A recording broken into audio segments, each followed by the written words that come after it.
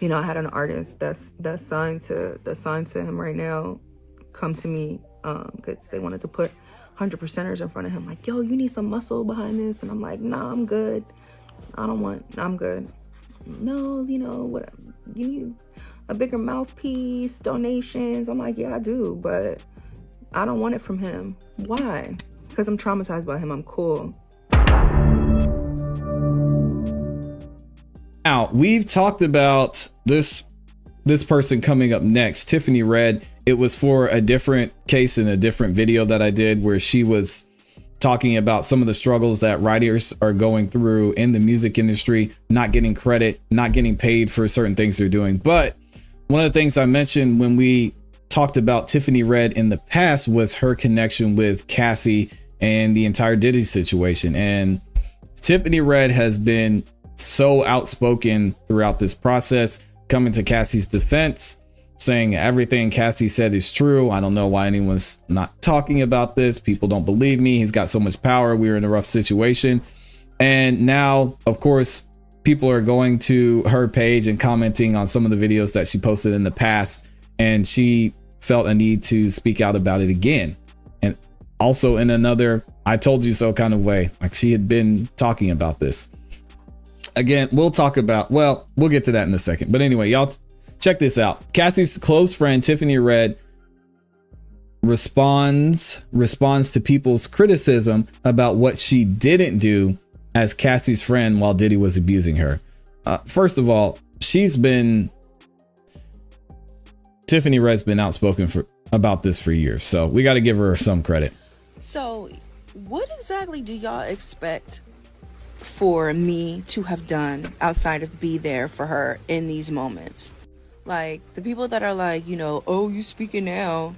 How the fuck do you know what I did then? You don't, because you wasn't fucking there. Also, holla at me the next time you go up against a world famous influential billionaire who has more resources to shut you down than anyone. Holla at me the next time you go up against somebody who has never been arrested and convicted of shit. Somebody who's been indicted for allegedly shooting someone in the face in New York in a nightclub and getting off. Yeah. There was a shooting at ClassE Studios a little over a year ago, and the LAPD did what? There's a shooting at his house. What the fuck do y'all expect me to have been doing? Also, let me give you this nugget. We have a friend who was hung from Cassie's balcony. You know why? Jeez. Because this person was there for her. So miss me with the what did y'all do then? You don't know. Things we can't speak of. But trust and believe the people who have tried to protect Cassie have fucking paid for it. So all y'all with this shit, shut the fuck up. Hey, shout out to Tiffany. I get it. But that's got to be a difficult situation to be in, especially see people around you going missing, things happening to them. I mean, where do you go? I don't know. We can sit here and we can point fingers and say, oh, well, you could have done this, you could have done that. You don't know what you're going to do until you're in that situation. Now, looking at it from the outside in, as a friend, you guys will have to let me know in the comments, what would you do if you had a friend in this situation? And even if Tiffany were to go to the police, Cassie would have had to support that and give statements and give up the lifestyle that she did have with Diddy, you know, the ups and the downs of that. And then Tiffany could have not only lost out on a friend, but maybe not been there to protect her in certain situations that she was in. And she would have lost out on opportunities for her well-being as well when it comes to her life and her career. So I don't know, man. And it seems like there's a lot of mixed emotions too. It says people criticizing Tiffany have never been there for an abused friend, called the police for an abused friend. Then the next day they're back with their, yeah. And you become the liar and the bad guy many times over. It's not as easy as people think. Yeah, I can definitely see that. This person says the blame lies with abusers who commit the abuse, not victims and their loved ones. Not sure why that's a difficult concept for some people. Well, I can see both sides of this argument. We might get into it here in a minute. But if y'all want to go check out Tiffany Red, you definitely should go follow her on Instagram. She's got a lot that she's doing with the, well, I'll let y'all go check it out. But she's got the 100%ers over there. She's doing some cool things with Spotify and really doing a lot to uplift the music community and writers in the music community as well. But she did speak on this when the whole lawsuit was being filed. I believe it was probably December, late December at some point. And this is the video here. Y'all can check it out and listen to what she's saying here. You know, I had an artist that's signed to him right now come to me because they wanted to put 100%ers in front of him. Like, yo, you need some muscle behind this. And I'm like, nah, I'm good. I'm good. No, you know, what you need a bigger mouthpiece, donations. I'm like, yeah, I do, but I don't want it from him. Why? Because I'm traumatized by him. I'm cool. Cassie is my friend. Oh, don't worry about that stuff he did to Cassie. That's what they said to me. Sheesh. Don't worry about that stuff that he did to Cassie. Don't let him traumatize you. I was like, that's not how trauma works. It's not like you let someone traumatize you. You get traumatized and you're like, I'm gonna stay away. I'm cool. That's true. I'm over here. I'm doing my thing. Please don't. I'm gonna tell him anyway. I got off the phone with this person and I blocked them. I haven't talked to them since, but I'm telling you this story to let you know that some of y'all don't give a fuck like that. And when you're asking yourselves these questions, watching as this whole thing has played out over the last 48 hours in front of you guys. Yeah, and this was back over 6 months ago, actually. Everybody asking themselves the questions of how, why, you know, and I challenge you to look in the mirror and ask, how do I play a part in any of this? What are you going to do? Because the reality is every song that we write, every song that we produce, every song that we mix, every song that we contribute to and we bring our gift to, because that album is nominated because of y'all, because of how incredible y'all are. Not taking anything away from him and his music abilities, but be clear. That's a collaborative album. There's a lot of people on that project. And the same energy that y'all dumped into that, y'all could dump it in another project. And that could be Grammy award winning.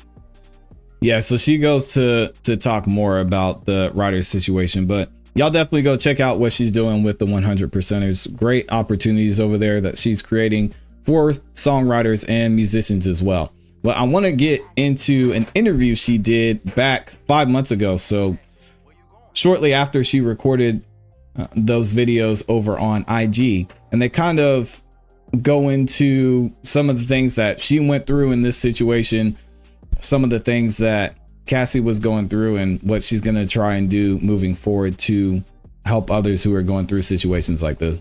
Music mogul and rapper Sean Diddy Combs has faced 4 different lawsuits in recent weeks alleging sexual assault and abuse, all of which he has denied. The first of those came from singer Cassie Ventura, known as Cassie, who accused Combs of sexual abuse and sex trafficking during. Also, I hope Cassie gave her friend some money. I'm just saying, I think it's the right thing to do, especially the people that were there for her. Hope she did. Which he has denied.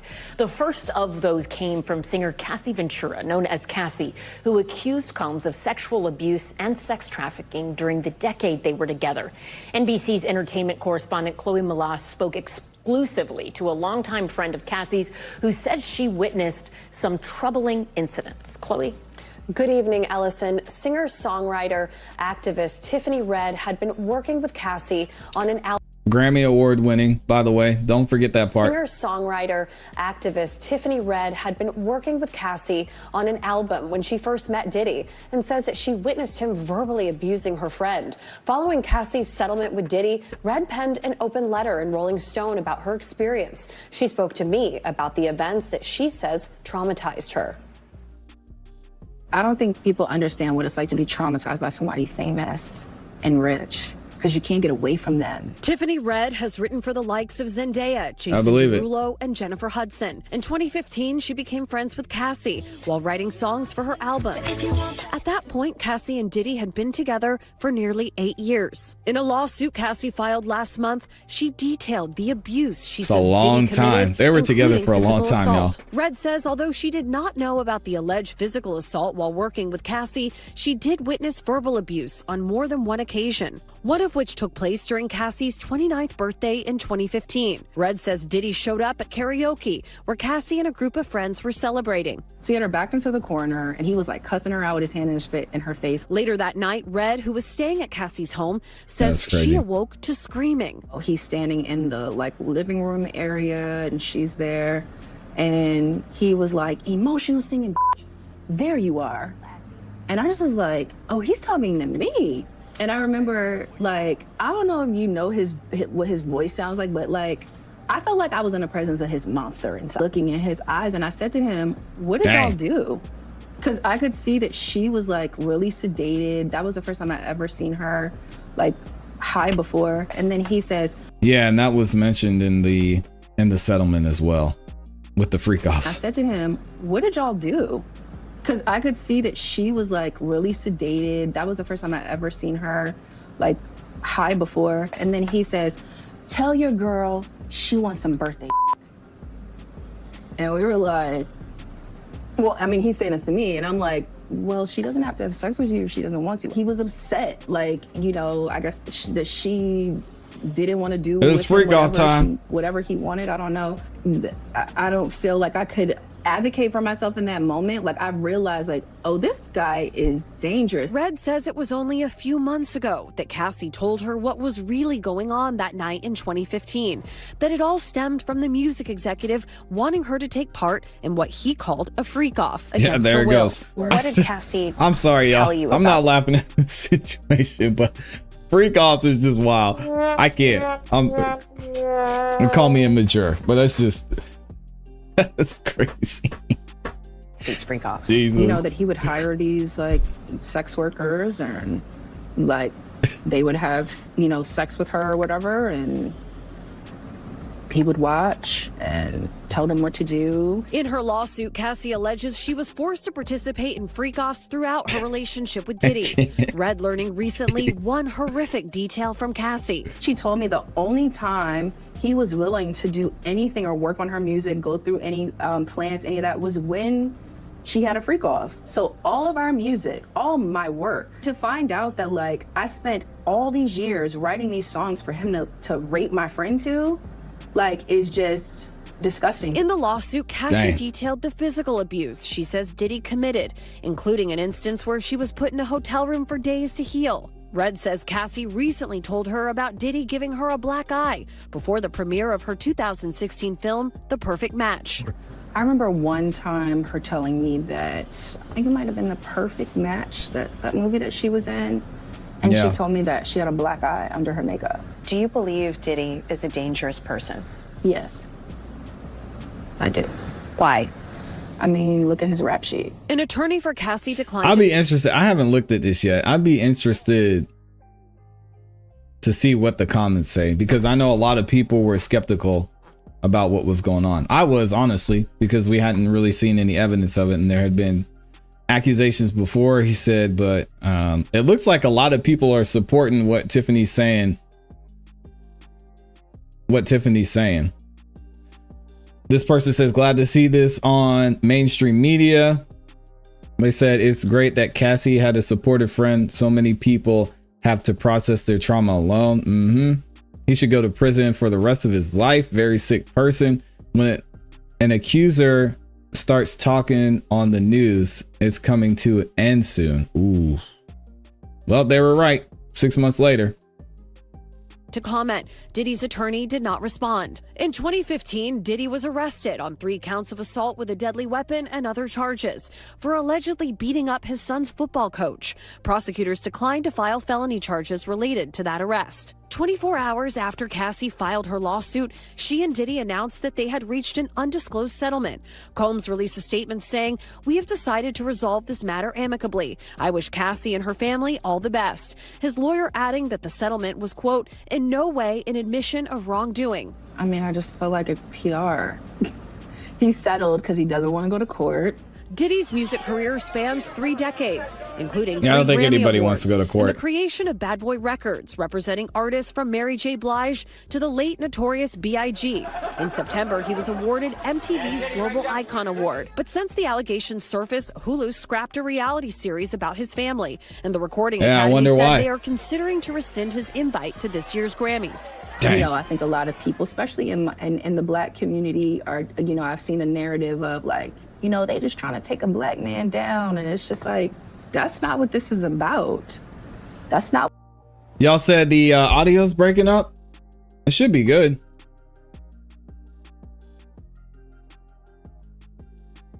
Let me see. Yeah, audio's breaking up. It should be good. Yeah, we're good. The audio's good. It should be good. You gotta leave and come back. Yeah, we're fine. All right, let me run this back real quick.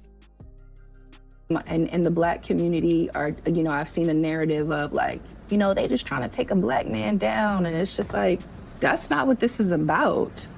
That's not what this is about. This is about accountability and a reckoning. Like, that's just the bottom line. As for what justice looks like, I think justice looks like Diddy being behind bars. And I also think that justice looks like everybody getting retribution for all of the things, the amount of therapy. Like I just said, all of the moments, Yeah, I agree. the time, like these are our careers. And Chloe is back with us now. You hear her saying justice looks like Diddy behind bars. Is there a possibility that could still happen? Where does the criminal case stand? So Cassie filed her federal civil suit here in New York, and the NYPD has come out and said that there is no investigation into Diddy right now. Now, that doesn't mean... Now, again, y'all keep in mind, this was back in December, right? So a lot obviously has happened since then. Diddy's house has been raided, and we're going to talk about in a second. He's actually been seen out and about, walking the streets, not doing fine. I would say he's doing fine, but he's out here. So a lot has happened after this. I think the thing... District Attorney of Manhattan isn't looking into something, or perhaps investigations going on behind the scenes, but publicly on the record, no such investigation has been confirmed. And also there have been other lawsuits of some women coming forward with other similar accusations and allegations. And who knows if others might come forward as well. Remember, the Adult Survivors Act is set to expire at the end of this month in the state of California. And we know that Diddy, that is where he has primarily resided. So you never know if others might come forward between now and the new year. And which is why y'all saw Lil Rod filed his lawsuit / complaint shortly after Cassie got her settlement. Spent so much time talking with Tiffany, and you can tell, even watching that back, not being in the room with her, that she has been so deeply impacted by what she says she witnessed. She has been able to sort of take this and turn it in a way, right? Can you explain that? So she calls herself an activist, right? She's not just a singer, songwriter who's worked with so many stars, like I mentioned, Zendaya, Jason Derulo, Cassie. You know, she is somebody that has started an organization called the 100 Percenters. Yeah, and that, she's killing it too. Shout out to her. The fact that she always gives 100%. And this is about advocating for equal pay and fair rights for those who are both artists and writers and music producers, and helping also get them out of archaic music contracts. So she has turned her tragedy and her trauma into something positive. But she said that speaking out to NBC News, speaking out to us, has helped her heal. And she also wants to stand up for her friend Cassie and validate what's in that lawsuit. Amazing. Yeah, shout out to Tiffany Red. I think she's doing the right thing. And she's really, I mean, throughout this entire situation, she's really done her part, not only to support her friend, but to make the best out of this crazy situation. So I'm sure we're going to hear more from her. I don't know, and I'll have to look into it, if she's filed a lawsuit herself, but I'm sure she's consulted with a lawyer and is that might be something that she's pursuing. Hopefully she does. And if not, hopefully Cassie will help take care of her at some point.